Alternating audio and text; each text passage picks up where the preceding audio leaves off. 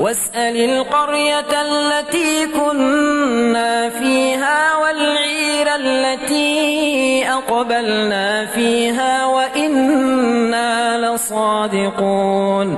قال بل سولت لكم أنفسكم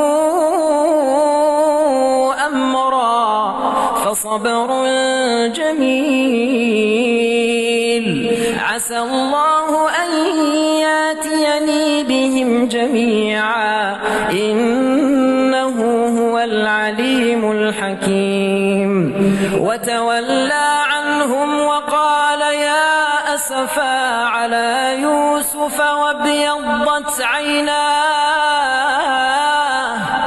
وابيضت عيناه من الحزن فهو كظيم قالوا تالله تفتأ تذكر يوسف حتى تكون حرضا أو تكون من الهالكين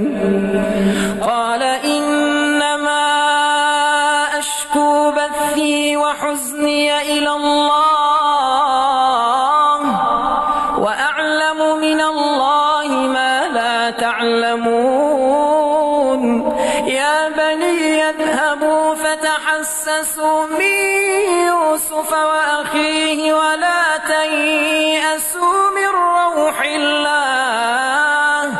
إنه لا ييأس من روح الله إلا القوم الكافرون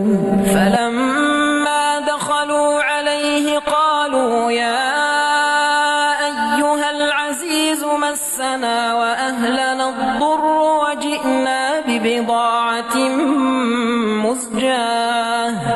فأوف لنا الكيل وتصدق علينا إن الله يجزي المتصدقين قال هل علمتم ما فعلتم بيوسف وأخيه قال هل علمتم ما فعلتم بيوسف وأخيه إذا أنتم جاهلون قالوا أئنك لأنت يوسف قال أنا يوسف وهذا أخي قد من الله علينا إنه من يتق ويصبر فإن الله لا يضيع أجر المحسنين قالوا تالله لقد آثرك الله علينا وإن كنا لخاطئين قال لا تثريب عليكم اليوم يغفر الله لكم وهو أرحم الراحمين اذهبوا بقميصي هذا فألقوه على وجه أبي يات بصيرا واتوني بأهلكم أجمعين ولما